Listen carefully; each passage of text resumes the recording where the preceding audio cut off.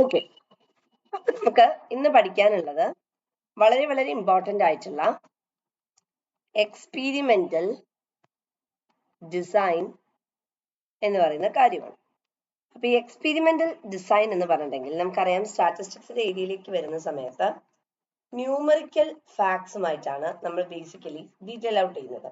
അതായത് numerical datas എങ്ങനെയാണ് നമ്മൾ ഡീറ്റെയിൽ ചെയ്യുന്നത്, അല്ലെങ്കിൽ ന്യൂമറിക്കൽ ഡാറ്റ എങ്ങനെയാണ് നമ്മൾ കളക്ട് ചെയ്യുന്നത് മുതലായ കാര്യങ്ങളാണ് സ്റ്റാറ്റിസ്റ്റിക്സിന്റെ ഏരിയയിൽ നമ്മൾ ബേസിക്കലി ചെയ്യുന്നത്.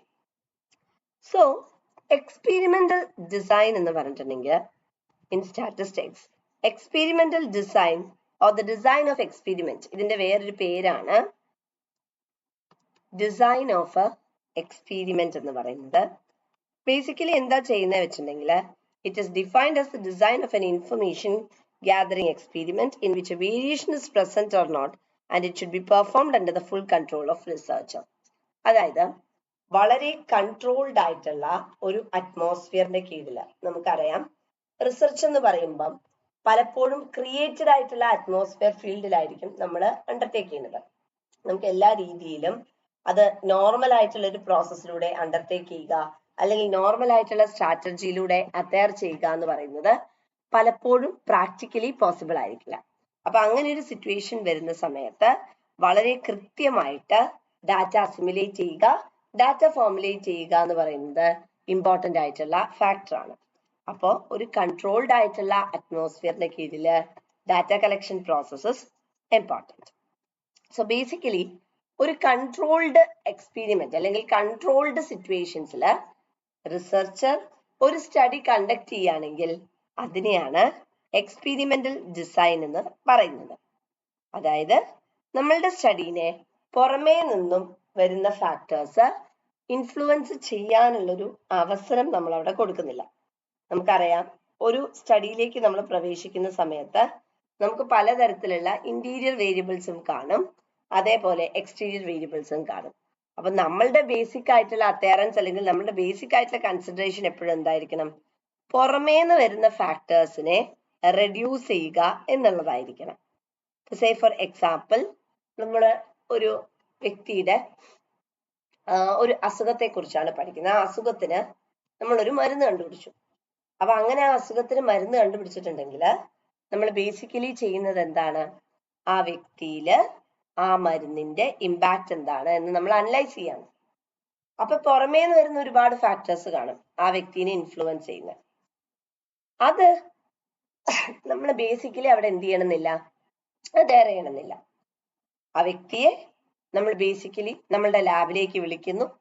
ആ ലാബിൽ വെച്ചിട്ട് ആ വ്യക്തിന്റെ മുകളിൽ ആ മരുന്ന് നമ്മൾ അപ്ലൈ ചെയ്ത് കൊടുക്കുകയാണ് ചെയ്യുന്നത്.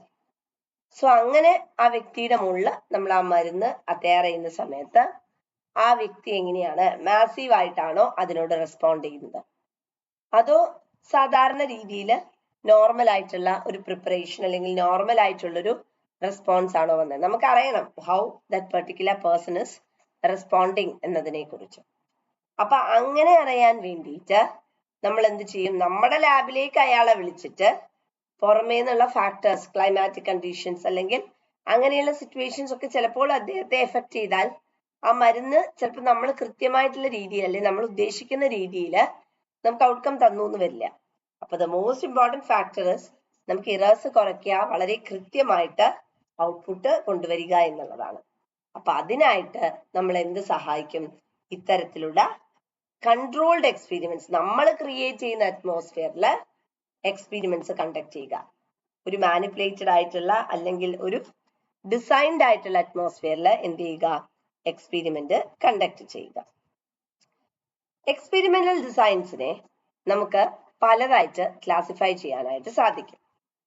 ഒന്ന് പ്രീ എക്സ്പീരിമെന്റൽ, രണ്ട് ട്രൂ എക്സ്പീരിമെന്റൽ, മൂന്ന് ക്വാസി എക്സ്പീരിമെന്റൽ. ഇങ്ങനെ മൂന്നായിട്ടാണ് നമ്മൾ ബേസിക്കലി ഇതിനെ തരംതിരിക്കുന്നത്. Pre experimental, true experimental and quasi experimental designs. അപ്പൊ പ്രീ എക്സ്പീരിമെന്റൽ ഡിസൈൻസ് എന്ന് പറഞ്ഞിട്ടുണ്ടെങ്കിൽ ബേസിക്കലി വളരെയധികം സിമ്പിൾ ആയിട്ടുള്ള ഒരു ഫോർമേഷനെയാണ് നമ്മൾ പ്രീ എക്സ്പീരിമെന്റൽ ഡിസൈൻ എന്ന് പറയുന്നത്.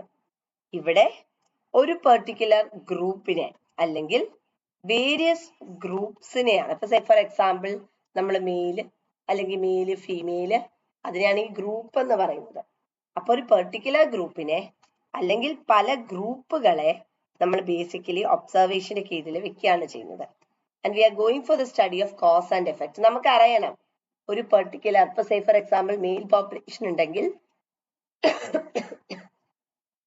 ആ പോപ്പുലേഷന് നമ്മൾ എഡ്യൂക്കേഷൻ കൊടുക്കുന്നത് മുഖാന്തരം പ്രോസ്പെറിറ്റിയിലേക്കാണോ അത് നയിച്ചത്, അതോ was there any particular level of imperfection, നമുക്ക് അറിയാൻ എങ്കിൽ മാത്രമേ നമുക്ക് എന്ത് ചെയ്യാൻ പറ്റുള്ളൂ, പ്രൊസീഡ് ചെയ്യാനായിട്ട് സാധിക്കുള്ളൂ.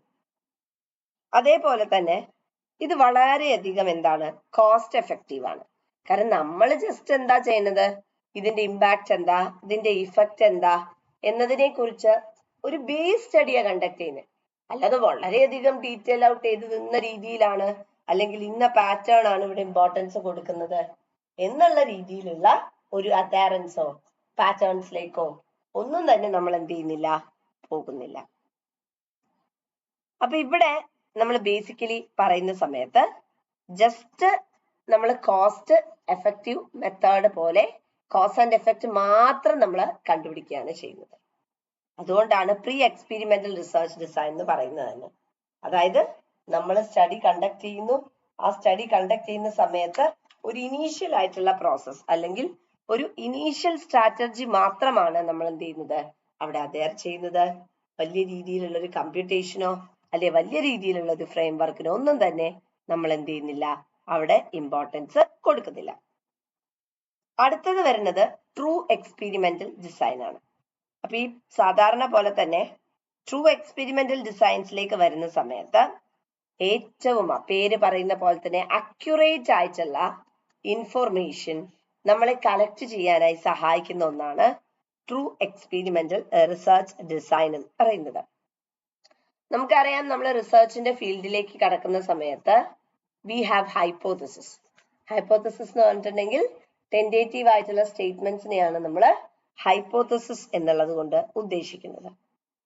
അപ്പൊ നമ്മൾ ഈ ഫോർമുലേറ്റ് ചെയ്യുന്ന ഹൈപ്പോത്തസിസില് എന്തെങ്കിലും ചേഞ്ചസ് കൊണ്ടുവരേണ്ട ആവശ്യമുണ്ടോ, അതോ നമ്മൾ ഫോർമുലേറ്റ് ചെയ്ത ഹൈപ്പോത്തസിസ് ട്രൂ ആണോ എറർ ഫ്രീ ആണോ എന്നൊക്കെ അറിയാൻ വേണ്ടിയിട്ട് നമ്മളെ സഹായിക്കുന്നതാണ് ഈ ഒരു ട്രൂ എക്സ്പെരിമെന്റൽ ഡിസൈൻസ്. ഫിസിക്കൽ സയൻസിലാണ് കൂടുതലായിട്ടും നമ്മളെ ഈ ഒരു ട്രൂ എക്സ്പെരിമെന്റൽ ഡിസൈൻസ് ഹെൽപ്പ് ചെയ്യുന്നത്.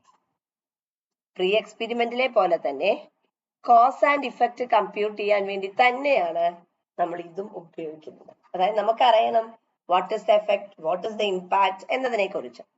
സോ അങ്ങനെ ഫോർമുലേറ്റ് ചെയ്യാൻ വേണ്ടി തന്നെയാണ് ട്രൂ എക്സ്പെരിമെന്റൽ ഡിസൈൻസും നമ്മളെ ഹെൽപ്പ് ചെയ്യുന്നത്. ട്രൂ എക്സ്പെരിമെന്റൽ ഡിസൈൻസിന്റെ ഏരിയയിലേക്ക് നമ്മൾ പ്രവേശിക്കുന്ന സമയത്ത് മൾട്ടിപ്പിൾ ആയിട്ടുള്ള കമ്പോണൻസിനാണ് നമ്മൾ അവിടെ ഇമ്പോർട്ടൻസ് കൊടുക്കുന്നത്. We have A random variable, അതായത് നോർമൽ ആയിട്ടല്ല, ഈ ഒരു പെർട്ടിക്കുലർ വേരിയബിളിന്റെ അസോസിയേഷൻ അല്ലെങ്കിൽ സ്റ്റഡിയിലേക്ക് നമ്മൾ അറ്റയർ ചെയ്യുന്ന സമയത്ത് ഇറ്റ് കീപ്സ് ഓൺ ഫ്ലക്ച്വേറ്റിംഗ്. അപ്പൊ അതിനനുസരിച്ച് മൂവ് ചെയ്യുക, പ്രൊസീഡ് ചെയ്യുക എന്ന് പറയുന്നത് ഇറ്റ്സ് വെരി ഇമ്പോർട്ടൻറ്റ്. അതുപോലെ തന്നെ വേരിയബിൾ ക്യാൻ ബി മാനിപ്പുലേറ്റഡ്. നമ്മളുടെ സ്റ്റഡിയുടെ ഏരിയയിലേക്ക് നമ്മൾ പ്രവേശിക്കുന്ന സമയത്ത് we have various levels of variables. അപ്പൊ ഈ വേരിയബിൾസിൽ സിസ്റ്റമാറ്റിക് ആയിട്ടുള്ള റെപ്രസെന്റേഷൻ അല്ലെങ്കിൽ സിസ്റ്റമാറ്റിക് ആയിട്ടുള്ള ചേഞ്ചസ് ടേക്ക് പ്ലേസ് ചെയ്യാനുള്ള സാധ്യതയുണ്ട്. അപ്പൊ ഈ വേരിയബിൾസ് എങ്ങനെയാണ് പോസ്റ്റുലേറ്റ് ചെയ്യുന്നത്, അല്ലെങ്കിൽ ഈ വേരിയബിൾസിൽ we have the dependent variable, we have the independent variable. So നമുക്കറിയണം how this dependent variable are being affected by the independent variable. So അതറിയാൻ വേണ്ടിയും ട്രൂ എക്സ്പെരിമെന്റൽ ഡിസൈൻസ് നമ്മളെ സഹായിക്കുന്നുണ്ട്. Next is experimental groups. നമ്മൾ സ്റ്റഡി കണ്ടക്ട് ചെയ്യുന്ന സമയത്ത് നമ്മുടെ സ്റ്റഡീനെ influence ചെയ്യുന്ന അല്ലെങ്കിൽ ഒരു പെർട്ടിക്കുലർ ആയിട്ടുള്ള ഗ്രൂപ്പ് കാണും. സേ ഫോർ എക്സാമ്പിൾ മെയിൽ പോപ്പുലേഷനെ കുറിച്ചാണ് നമ്മൾ പഠിക്കുന്നതെന്ന് വിചാരിക്കുക.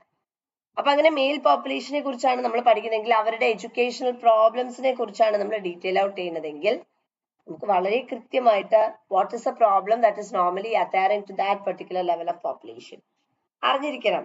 അതേപോലെ തന്നെ ആ പെർട്ടിക്കുലർ പോപ്പുലേഷന്റെ പ്രോബ്ലത്തിനെ റെക്ടിഫൈ ചെയ്യാനുള്ള മെഷേഴ്സ് നമുക്ക് ടാബ്ലേറ്റ് ചെയ്യാൻ പറ്റണം.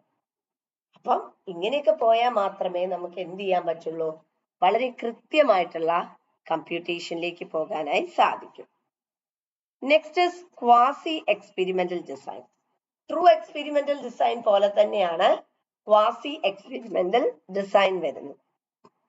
True experimental design വരുന്ന സമയത്ത് നമ്മളിവിടെ റാൻഡംനെസ്സിന് ഇമ്പോർട്ടൻസ് കൊടുക്കും. അതായത് ഇപ്പൊ നമ്മള് മെയിലിന്റെ പോപ്പുലേഷൻ എടുക്കുവാണെങ്കിൽ മെയിലില് രാമന് വരാനും ചാൻസ് ഉണ്ട്, രാജുവിന് വരാനും ചാൻസ് ഉണ്ട്, ആര് വേണമെങ്കിലും ഇൻക്ലൂഡഡ് ആവാനുള്ള ചാൻസ് ഉണ്ട്.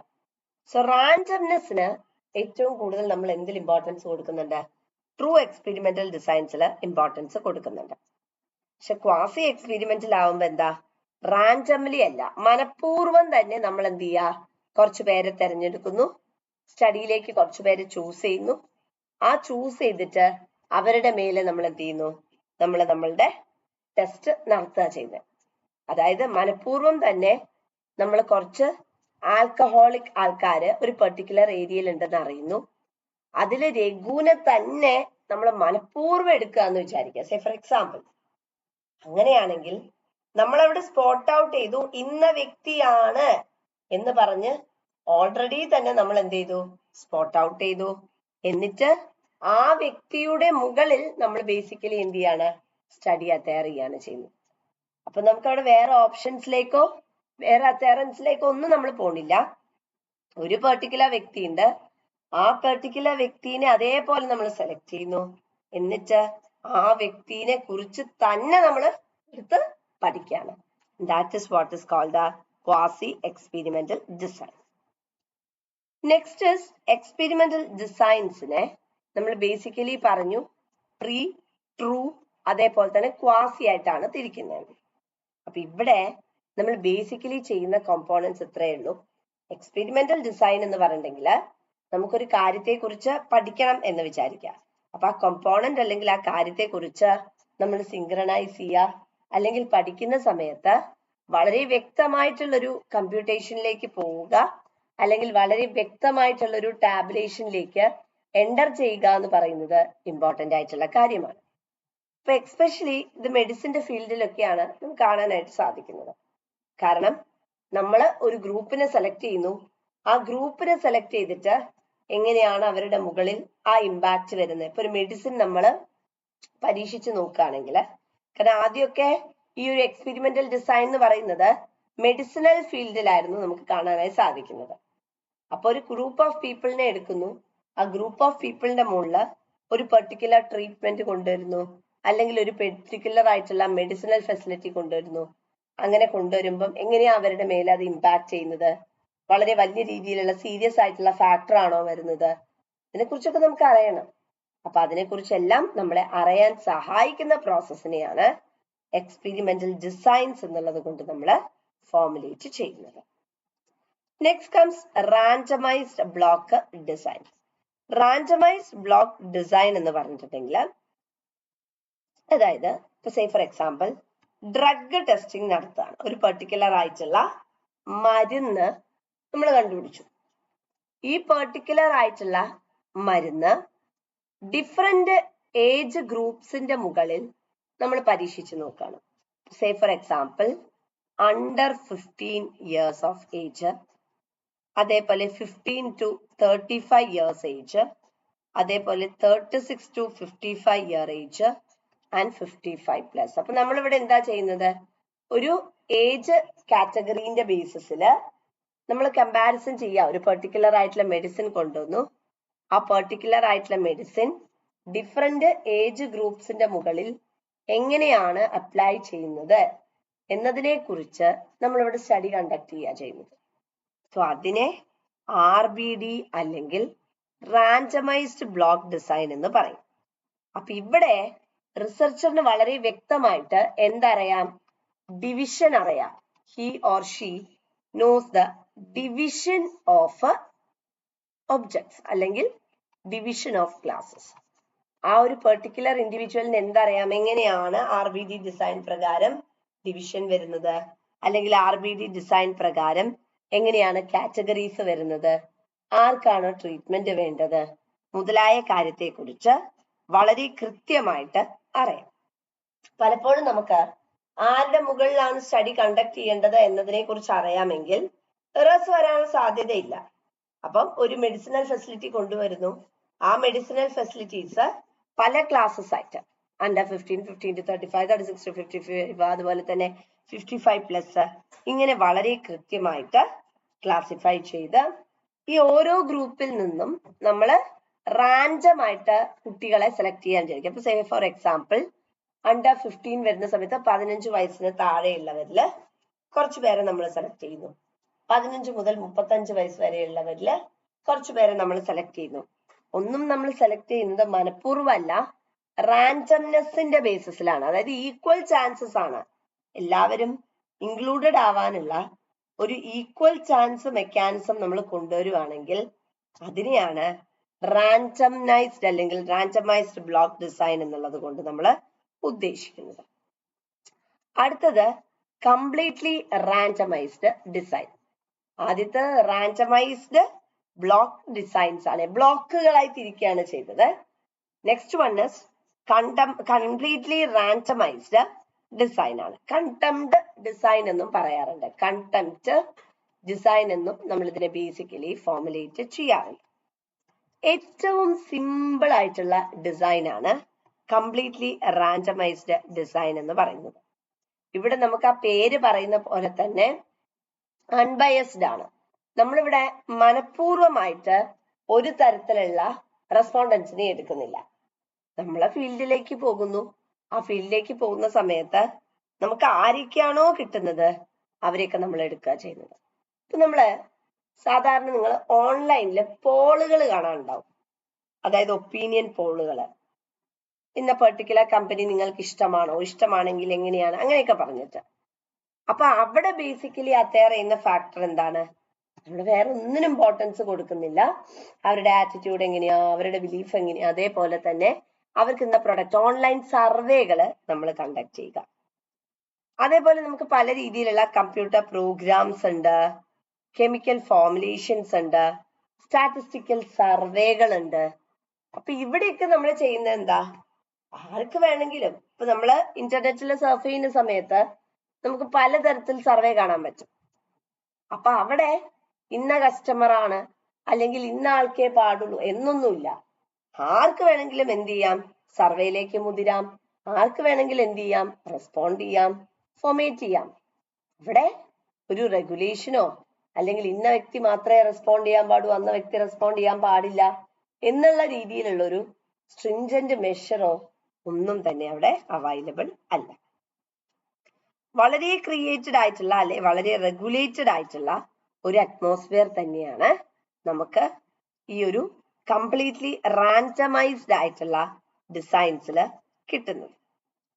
ഇവിടെ റാൻഡംനെസ് പ്രിൻസിപ്പിൾ എന്ന് പറയുന്നത് വളരെ ഇമ്പോർട്ടന്റ് ആണ്. അതായത് ഓരോ ഐറ്റത്തിനും നമ്മൾ എന്ത് ചെയ്യുന്നുണ്ട്? ഇമ്പോർട്ടൻസ് കൊടുക്കുന്നുണ്ട്. അപ്പൊ അങ്ങനെ വരുന്ന സമയത്ത് വളരെ കൃത്യമായിട്ട് പോപ്പുലേഷൻ റെപ്രസെന്റേഷൻ നടക്കും. നമ്മള് ഒരു മെഡിസിൻ അല്ലെങ്കിൽ നമ്മളൊരു സർവേ നടത്തുക. ഇപ്പം സേ ഫോർ എക്സാമ്പിൾ സർഫിന്റെ ഒരു സർവേ നടത്തുകയാണ്. സർഫ് എന്ന് പറയുന്ന ഇതുണ്ടല്ലോ, വാഷിംഗ്. അപ്പൊ അത് കൊള്ളാമോ കൊള്ളില്ലേ എന്ന് സർവേ നടത്തുമ്പോ നമ്മൾ കുറച്ച് ക്വസ്റ്റ്യൻസ് പ്രിപ്പയർ ചെയ്യുന്നു, എന്നിട്ട് നമ്മൾ പബ്ലിക്കിലേക്ക് വിടുകയാണ് ചെയ്യുന്നത്. അപ്പൊ അവർ അതിനെ കുറിച്ച് പഠിക്കുന്നു അല്ലെങ്കിൽ അതിനെ കുറിച്ച് നോക്കുന്നു. ഉപയോഗിക്കുന്ന ആൾക്കാർ ബേസിക്കലി എന്ത് ചെയ്യും? അതിനെ റെസ്പോണ്ട് ചെയ്യും.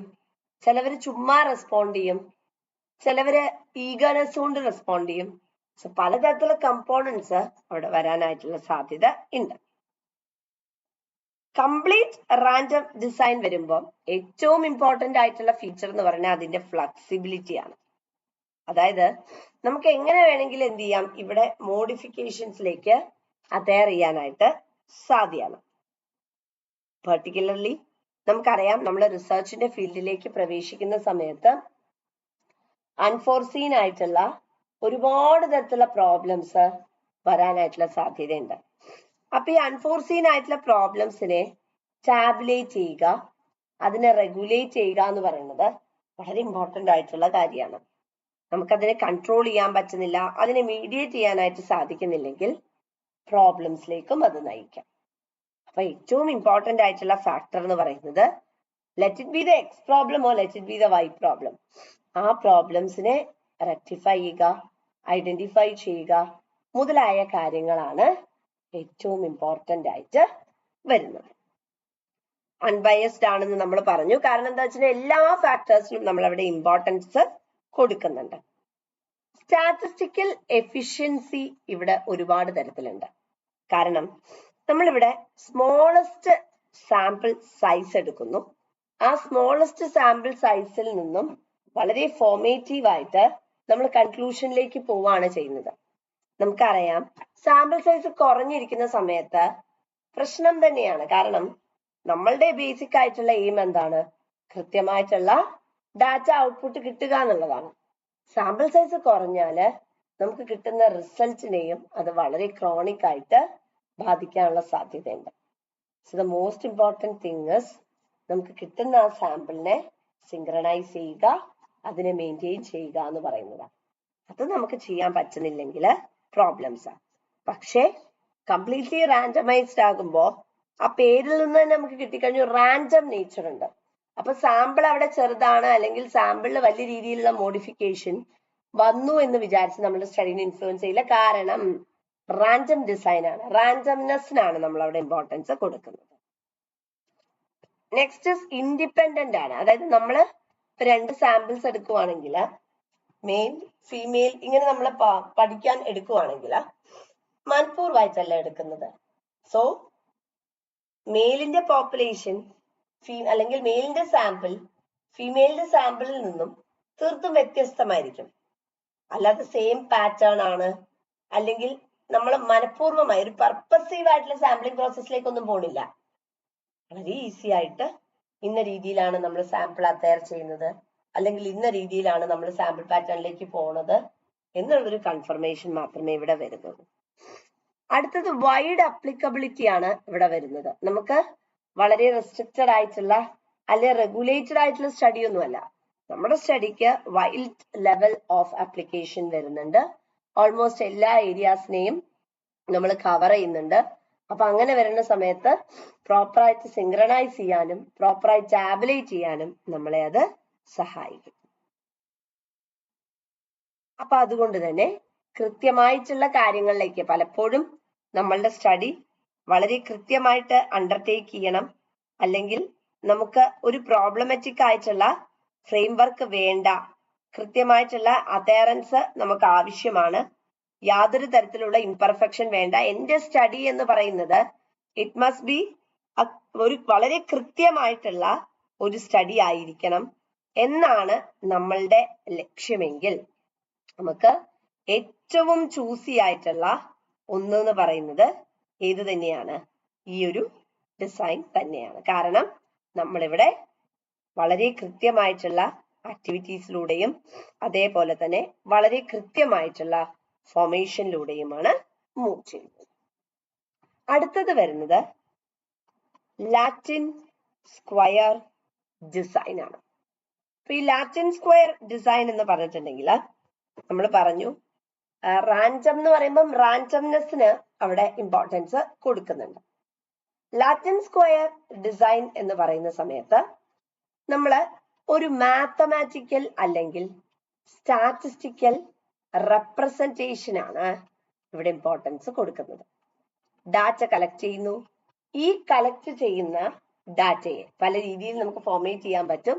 അപ്പൊ അവിടെ നമ്മൾ ചെയ്യുന്നത് ഡാറ്റയെ കളക്ട് ചെയ്യുന്നു. ആ ഡാറ്റയെ നമ്മൾ റോ ആയിട്ടും കോളം ആയിട്ടും എൻ്റർ ചെയ്യുന്നു. ഈ റോ ആയിട്ടും കോളം ആയിട്ടും എൻ്റർ ചെയ്തതിന് ശേഷം ഓരോ ഐറ്റംസും ഒരു തവണയും ഒരു റോയിലും ഒരു കോളത്തിലും വരാനായി പാടുള്ളൂ. അങ്ങനെ നമ്മൾ എൻ്റർ ചെയ്യുന്ന സമയത്ത് നമുക്ക് കൃത്യമായിട്ട് എന്ത് ഫോർമുലേറ്റ് ചെയ്യാൻ പറ്റണം?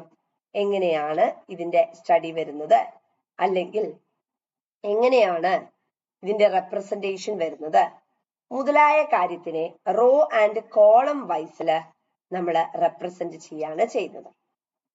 Say for example, suppose we are studying different brands of petrol compared with respect to mileage. ഒരു മോട്ടോർ കാറാണ്, നമ്മൾ മോട്ടോർ കാറിന്റെ സിറ്റുവേഷൻ ആണ് നമ്മൾ പഠിക്കുന്നത്. ഈ മോട്ടോർ കാറിന്റെ സിറ്റുവേഷനിൽ ഡിഫറെന്റ് ബ്രാൻഡ്സ് ഉണ്ടാവും അല്ലെ, പലതരത്തിലുള്ള മോട്ടോർ കാർസ് ഉണ്ട്.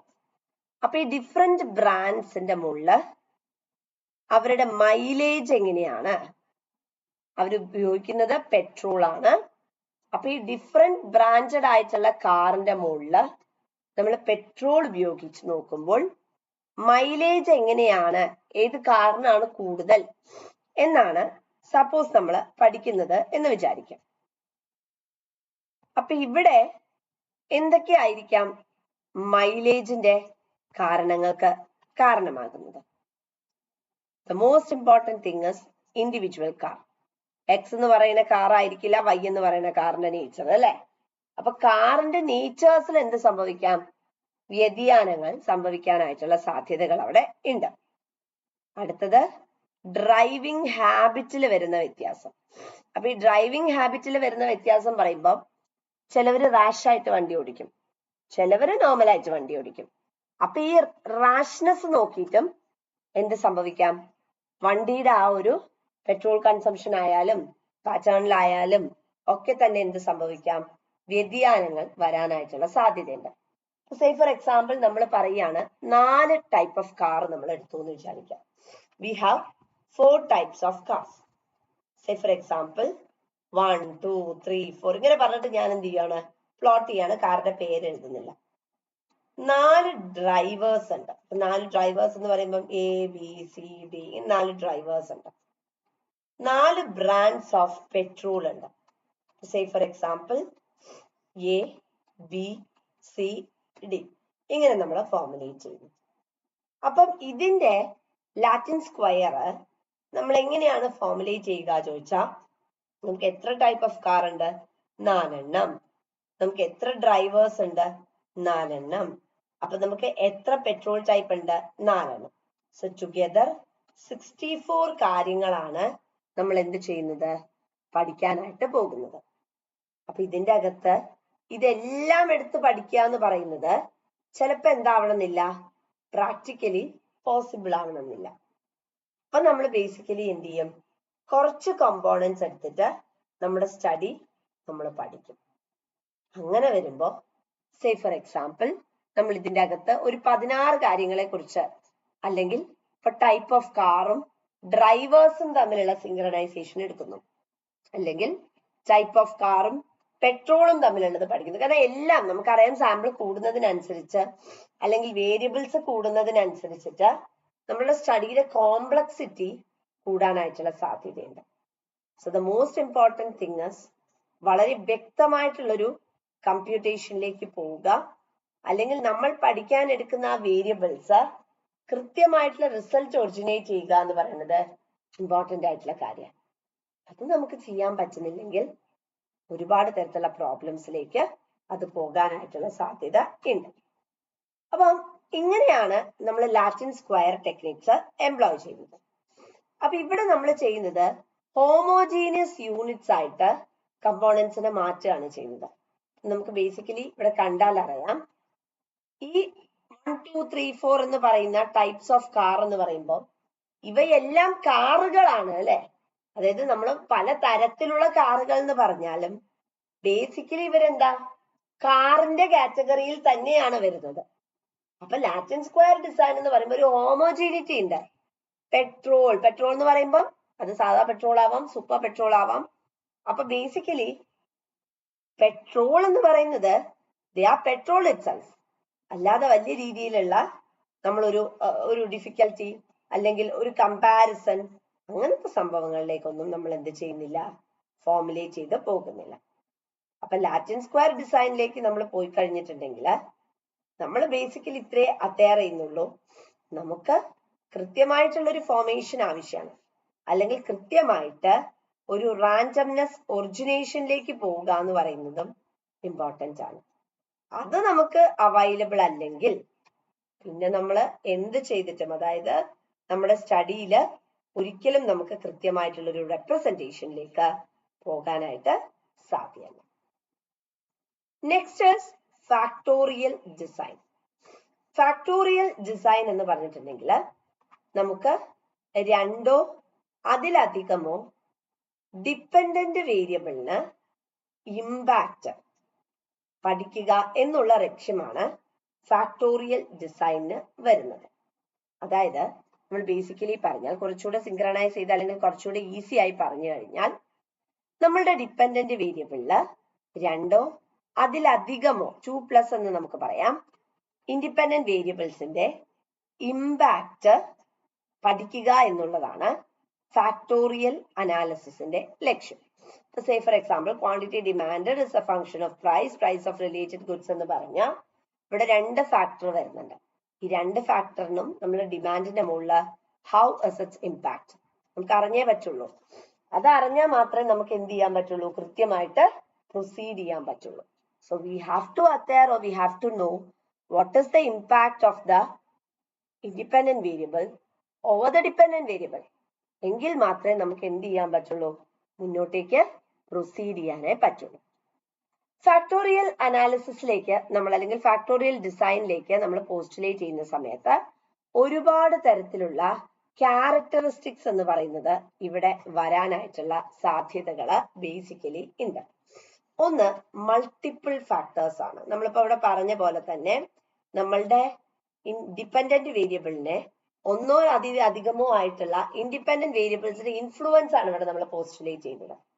സോ അവിടെ ജനറലി മൾട്ടിപ്പിൾ ഫാക്ടേഴ്സ് വരാനായിട്ടുള്ള സാധ്യതയുണ്ട്. ഇവിടെ ഡിഫറെന്റ് കോമ്പിനേഷൻസിനാണ് നമ്മൾ ഇമ്പോർട്ടൻസ് കൊടുക്കുന്നത്. അതായത് പ്രൈസ് ഓഫ് റിലേറ്റഡ് ഗുഡ്സ് എന്ന് പറയുമ്പോൾ അവിടെ പ്രൈസും ഉണ്ട്, പ്രൈസ് ഓഫ് റിലേറ്റഡ് ഗുഡ്സ് ഉണ്ട്. ഈ റിലേറ്റഡ് ഗുഡ്സ് എന്ന് പറയുമ്പോൾ സബ്സ്റ്റിറ്റ്യൂട്ട് കോംപ്ലിമെന്റ്സ് എന്നൊക്കെ നമ്മൾ പറയും. അപ്പൊ അവിടെ സബ്സ്റ്റിറ്റ്യൂട്ടിന്റെ എഫക്ട് നോക്കുന്നുണ്ട്, കോംപ്ലിമെന്റിന്റെ എഫക്ട് നോക്കുന്നുണ്ട്. അങ്ങനെ ഡിഫറെന്റ് ആയിട്ടുള്ള വേരിയബിൾസിനും നമ്മൾ എന്ത് ചെയ്യുന്നുണ്ട്, അവിടെ നമ്മൾ ഇമ്പോർട്ടൻസ് കൊടുക്കുന്നുണ്ട്. ബേസിക്കലി ഇവിടെ ഇഫക്ട്സ് ആണ് നമ്മൾ പഠിക്കുന്നത്. അതായത് അപ്പൊ നമ്മളെ പ്രൈസിൽ ചേഞ്ച് വരുന്ന സമയത്ത് ഡിമാൻഡിനെ എങ്ങനെയാണ് ഇൻഫ്ലുവൻസ് ചെയ്യുന്നത്, പ്രൈസ് ഓഫ് റിലേറ്റഡ് ഗുഡ്സിൽ ചേഞ്ചസ് വരുന്ന സമയത്ത് ഡിമാൻഡിനെ എങ്ങനെയാണ് ഇൻഫ്ലുവൻസ് ചെയ്യുന്നത്. സോ ആ ഇൻഫ്ലുവൻസ് ഫാക്ടേഴ്സിന് നമ്മൾ അവിടെ ഇമ്പോർട്ടൻസ് കൊടുക്കുന്നുണ്ട്. Next we are going for interactions. അതായത് നമ്മളിവിടെ എന്ത് നോക്കുന്നുണ്ട്, പ്രൈസും ഡിമാൻഡും തമ്മിൽ എങ്ങനെയാ, പ്രൈസ് ഓഫ് റിലേറ്റഡ് ഗുഡ്സും ഡിമാൻഡും തമ്മിൽ എങ്ങനെയാ, how is the interaction process that is normally taking place. So that's also very much important. Next comes efficiency. റിസർച്ചറിനെ സംബന്ധിച്ചിടത്തോളം he or she must be really efficient. കാരണം നമ്മൾ റിസർച്ച് ചെയ്യുമ്പോൾ എഫിഷ്യൻസി എന്ന് പറയുന്ന ഒരു പ്ലാറ്റ്ഫോം ഇല്ലെങ്കിൽ അത് പ്രോബ്ലംസിലേക്ക് നയിക്കാനുള്ള സാധ്യതകൾ ഉണ്ട്. സേ ഫോർ എക്സാമ്പിൾ നമ്മൾ നോക്കുകയാണ്, എ അല്ലെങ്കിൽ ബി ഡ്രഗ് ഒരു മെഡിസിനൽ ഫെസിലിറ്റി ഒരു ഇൻഡിവിജ്വലിനെ എങ്ങനെയാ ഇമ്പാക്ട് ചെയ്യുന്നത്, വളരെ വലിയ രീതിയിലാണോ ഇമ്പാക്ട് ചെയ്യുന്നത്, അതോ ഒരു ചെറിയ രീതിയിലുള്ള പോസിബിൾ ഇമ്പാക്ട് ആണോ വരുന്നത്, നമുക്ക് അറിയണം. എന്നിട്ടേ നമുക്ക് എന്ത് ചെയ്യാൻ പറ്റുള്ളൂ, പ്രൊസീഡ് ചെയ്യാനായിട്ട് സാധ്യമാവുള്ളൂ. അപ്പൊ എങ്ങനെയാണ് അതിന്റെ ഇമ്പാക്ട് വരുന്നത്, അല്ലെങ്കിൽ അതിന്റെ എഫക്റ്റ് എങ്ങനെയാണ് എന്നുള്ളത് അറിയാൻ വേണ്ടിയും ഇത് നമ്മളെ ഒരുപാട് സഹായിക്കുന്നുണ്ട്. നമുക്ക് ഫാക്ടോറിയൽ ഡിസൈൻസിനെ പലതായിട്ട് ക്ലാസിഫൈ ചെയ്യാനായി സാധിക്കും. So the very first one എന്ന് പറയുന്നത് ഫുൾ ഫാക്ടോറിയൽ ഡിസൈൻ ആണ്. ഇവിടെ എന്താ വെച്ചിട്ടുണ്ടെങ്കിൽ നമ്മൾ ഒരു വേരിയബിൾ, ഇപ്പൊ say for example quantity demanded എന്നുള്ള വേരിയബിൾ എടുത്താൽ അതിനെ ഇൻഫ്ലുവൻസ് ചെയ്യുന്ന ഓൾ ഫാക്ടേഴ്സ്, ഇപ്പൊ സേ ഫോർ എക്സാമ്പിൾ പ്രൈസും റിലേറ്റഡ് ഗുഡ്സും മാത്രമാണെങ്കിൽ ആ ഫാക്ടേഴ്സിനെ കുറിച്ച് എല്ലാം നമ്മൾ എടുത്ത് പഠിക്കുകയെന്ന് വിചാരിക്കാം. സോ ബേസിക്കലി എന്ത് വന്നു, അതിനെ ഫുൾ ഫാക്ടോറിയൽ ഡിസൈൻ എന്ന് പറയാം. നമ്മളുടെ ഒരു സ്റ്റഡിയുടെ ഏരിയയിലേക്ക് നമ്മൾ പ്രവേശിക്കുന്ന സമയത്ത് ആ പെർട്ടിക്കുലർ ഏരിയനെ ഇൻഫ്ലുവൻസ് ചെയ്യുന്ന എല്ലാ ഫാക്ടേഴ്സും നമ്മൾ എടുത്ത് പഠിക്കുവാണെങ്കിൽ നമുക്ക് എന്ത് പറയാം, ഫുൾ ഫാക്ടോറിയൽ ഡിസൈൻ എന്ന് പറയാം. Next comes fractional factorial design. അപ്പൊ ഫ്രാക്ഷണൽ ഫാക്ടോറിയൽ ഡിസൈൻ എന്ന് പറഞ്ഞിട്ടുണ്ടെങ്കിൽ കുറച്ച് factors, some factors are only being studied എന്ന് വിചാരിക്കും. സേ ഫോർ എക്സാമ്പിൾ പ്രൈസിനെ കുറിച്ച് മാത്രം ഞാൻ പഠിക്കുന്നു, പ്രൈസ് ഓഫ് റിലേറ്റഡ് ഗുഡ്സിനെ മാത്രം ഞാൻ പഠിക്കുന്നു, അത് ഫാക്ടോറിയൽ ഡിസൈനിൽ പോസിബിൾ അല്ല. എന്നിരുന്നാലും ചില സിറ്റുവേഷൻസിൽ നമുക്കിപ്പോ വലിയ രീതിയിൽ ഫണ്ടൊന്നും ഇല്ലാത്തൊരു റിസർച്ചിലേക്കാണ് നമ്മൾ പോകുന്നതെങ്കിൽ സ്മോൾ ഏരിയാസ് മാത്രം എടുത്ത് നമുക്ക് പഠിക്കാം. അങ്ങനെ സ്മോൾ ഏരിയാസ് മാത്രം നമ്മൾ എടുത്ത് പഠിക്കുവാണെങ്കിൽ ബേസിക്കലി അവിടെ വരുന്ന എന്താ, ഫുൾ ഫാക്ടോറിയൽ ഡിസൈൻ അല്ല, ഫ്രാക്ഷണൽ ഫാക്ടോറിയൽ ഡിസൈൻ. ആ പേര് പറയുന്ന പോലെ തന്നെ കുറച്ച് ഏരിയ മാത്രമേ നമ്മൾ എന്ത് ചെയ്യുന്നുള്ളൂ, അവിടെ അറ്റയർ ചെയ്യുന്നുള്ളൂ. നെക്സ്റ്റ് മിക്സഡ് ഫാക്ടോറിയൽ ഡിസൈൻ ആണ്. അവിടെ വരുന്ന എന്താ വെച്ചിട്ടുണ്ടെങ്കിൽ കണ്ടീഷൻസിനാണ് നമ്മൾ ഇമ്പോർട്ടൻസ് കൊടുക്കുന്നത്. മിക്സഡ് ആയിട്ടുള്ള റെഗുലേഷൻസ് ഉണ്ട്, മിക്സഡ് ആയിട്ടുള്ള പാറ്റേൺസ് വരുന്നുണ്ട്. സോ നമ്മൾ ബേസിക്കലി സർട്ടേൺ ആയിട്ടുള്ള കണ്ടീഷൻസ് അറ്റയർ ചെയ്യുന്നു. ആ സർട്ടേൺ ആയിട്ടുള്ള കണ്ടീഷൻസിന്റെ ബേസിസിൽ നമ്മൾ സ്റ്റഡി കണ്ടക്ട് ചെയ്യാണ് ചെയ്യുന്നത്. ഇനി ഒരുപാട് അഡ്വാൻറ്റേജസ് ഉണ്ട്. ബേസിക്കലി നമ്മൾ മുമ്പ് പറഞ്ഞ പോലെ തന്നെ ഇവിടെ ഫാക്ടേഴ്സ് ആ പേരിൽ നിന്ന് തന്നെ മനസ്സിലാക്കാം. നമ്മൾ ഒരു സ്റ്റഡി എടുക്കുന്നു, ആ സ്റ്റഡിയിൽ ഇൻവോൾവ് ചെയ്യുന്ന ഡിഫറെന്റ് ഫാക്ടേഴ്സിനെ കുറിച്ച്, അതായത് പലതരത്തിലുള്ള ഇൻഡിപെൻഡന്റ് വേരിയബിൾസ് കാണും. ഈ ഇൻഡിപെൻഡന്റ് വേരിയബിൾസിനെ കുറിച്ചെല്ലാം നമ്മൾ എടുത്ത് പഠിക്കുന്നു. അത് മാത്രമേ അവിടെ വരുന്നുള്ളൂ. അല്ലാതെ വലിയ രീതിയിൽ ഒരു ഇമ്പാക്ട് എടുത്ത് പഠിക്കുകയും അങ്ങനെയൊന്നും നമ്മൾ എന്ത് ചെയ്യുന്നില്ല, ഗവേൺ ചെയ്യുന്നില്ല. പക്ഷെ ഇവിടെ ഗുണം എന്താ വെച്ചാ ഇതൊരു കോംപ്രഹെൻസീവ് സ്റ്റഡിയിലേക്ക് നമ്മളെ പലപ്പോഴും നയിക്കാനുള്ള സാധ്യതയുണ്ട്. അതായത് വളരെ കൃത്യമായി പലതരത്തിലുള്ള വേരിയബിൾസ് ഉണ്ട്. അപ്പൊ ഈ പലതരത്തിലുള്ള വേരിയബിൾസ് നമ്മൾ എടുക്കുകയും ആ പലതരത്തിലുള്ള വേരിയബിൾസിന്റെ ഇമ്പാക്ട് എങ്ങനെയാണ്, അതിന്റെ ഇഫക്റ്റ് എങ്ങനെയാ എന്നുള്ളതിനെ കുറിച്ച് നമ്മൾ സ്റ്റഡി ചെയ്യാണ് ചെയ്യുന്നത്. വളരെ എഫിഷ്യന്റ് ആണ്. കാരണം നമുക്ക് കൃത്യമായിട്ട് ഡാറ്റ കിട്ടാനും അതേപോലെ തന്നെ കൃത്യമായിട്ട് ഫോമാറ്റ് ചെയ്യാനും നമ്മളെ സഹായിക്കുന്നുണ്ട്. അതേപോലെ ഇന്ററാക്ഷൻ ഇഫക്റ്റ് നമുക്ക് പോസ്റ്റുലേറ്റ് ചെയ്ത് തരുന്നുണ്ട്. അതായത് പല വേരിയബിൾസ് ഉണ്ട്. So how A particular variable influences another variable, that is important. അപ്പം ആ ഒരു സ്റ്റഡി കണ്ടക്ട് ചെയ്യാനും വേരിയബിൾസിന്റെ ഇമ്പാക്ട് എങ്ങനെയാണ്, നമുക്ക് ഓരോ വേരിയബിൾസിനും ഓരോ തരത്തിൽ, അതുകൊണ്ടാണ് നമ്മൾ സ്റ്റഡിയിലേക്ക് എൻ്റർ ചെയ്യുമ്പോൾ തന്നെ പറയുന്നത് നമുക്ക് ഏത് തരത്തിലുള്ള വേരിയബിൾസിന്റെയും ഉണ്ടായിക്കോട്ടെ, ഈ വേരിയബിൾസിനെല്ലാം ബേസിക്കലി എന്ത് ചെയ്യാനായിട്ട് സാധിക്കണം, പല തരത്തിലുള്ള എഫക്ട്സ് എന്ന് പറയുന്നത് പ്രൊസസ് ചെയ്യാനായിട്ട് സാധിക്കണം. ഇല്ലെങ്കിൽ ബേസിക്കലി എന്താ, എല്ലാ തരത്തിലും വരുന്ന സംഭവങ്ങൾ ഒരേ രീതിയിലുള്ള ഔട്ട്പുട്ട് തന്നെ കൊണ്ടുവരികയാണ്. നമ്മൾ പലതരത്തിലുള്ള വേരിയബിൾസ് എന്തിനെടുത്ത് പഠിക്കേണ്ട ആവശ്യം, നമ്മൾ ഏത് തരത്തിലുള്ള വേരിയബിൾസ് കൊണ്ടുവന്നാലും ദ മോസ്റ്റ് ഇമ്പോർട്ടൻറ്റ് കണ്ടീഷൻ എന്താ വെച്ചിട്ടുണ്ടെങ്കിൽ നമുക്ക് കൃത്യമായിട്ടുള്ള ഔട്ട്കം എന്ന് പറയുന്നത് കൊണ്ടുവരാൻ പറ്റണം. ഇപ്പൊ പ്രൈസിന് ഡിമാൻഡിന്റെ മുകളിലുള്ള ഇമ്പാക്ട് അല്ല, പ്രൈസ് ഓഫ് റിലേറ്റഡ് ഗുഡ്സിന് ഡിമാൻഡിന്റെ മുകളിലുള്ള എഫക്ട് എന്ന് പറയുന്നത്. It keeps on fluctuating. So അവിടെ ഓരോ വേരിയബിൾസും എങ്ങനെയാണ് ഇൻഫ്ലുവൻസ് ചെയ്യുന്നത്, what is the level of impact എന്നതിനെ കുറിച്ച് നമുക്ക് അവിടെ പഠിച്ചേ മതിയാവും. Next is BIBD. BIBD എന്ന് പറഞ്ഞിട്ടുണ്ടെങ്കിൽ it is balanced incomplete block design. അപ്പൊ ഇവിടെ ബേസിക്കലി എന്താ വെച്ചിട്ടുണ്ടെങ്കിൽ നമ്മള് ഒരു പെർട്ടിക്കുലർ ആയിട്ടുള്ള കാര്യങ്ങൾ, അതായത് നമ്മൾ സ്റ്റഡിയുടെ ഏരിയയിലേക്ക് വരുന്ന സമയത്ത് നമ്മളിവിടെ പെയറിംഗ് നടത്തുന്നില്ല. അതായത് നമുക്കറിയാം quantity demand is a function of price of related goods എന്ന് പറയുമ്പോൾ ഇതിനെ പ്രൈസ് എന്ന് പറയുന്ന ഒരു കോമൺ ആയിട്ടുള്ള പ്ലാറ്റ്ഫോമിലേക്ക് നമുക്ക് ഒരിക്കലും ഡിവൈഡ് ചെയ്യാൻ പറ്റില്ല. കാരണം പ്രൈസ് ഓഫ് കമ്മോഡിറ്റി വേറെ, പ്രൈസ് ഓഫ് റിലേറ്റഡ് ഗുഡ്സ് വേറെ. കാരണം പ്രൈസ് ഓഫ് റിലേറ്റഡ് ഗുഡ്സ് എന്ന് പറയുമ്പോൾ നമുക്ക് അവിടെ ബേസിക്കലി അറിയാം പലതരത്തിലുള്ള ഫാക്ടേഴ്സ് ഉണ്ട്. That is we have the case of substitute, we have the case of complements. So ഇങ്ങനെ നമുക്ക് അതിനെ ഒരു കാറ്റഗറിയായി പ്രൈസ് എന്ന് പറയുന്ന കാറ്റഗറിയിലേക്കൊന്നും സിങ്ക്രണൈസ് ചെയ്യുക പ്രാക്ടിക്കലി പോസിബിൾ അല്ല. അതുകൊണ്ട് തന്നെ ഇതിനൊരു ഇൻകംപ്ലീറ്റ് ആയിട്ടുള്ള ഡിസൈൻ എന്നാണ് ബേസിക്കലി പറയുന്നത്.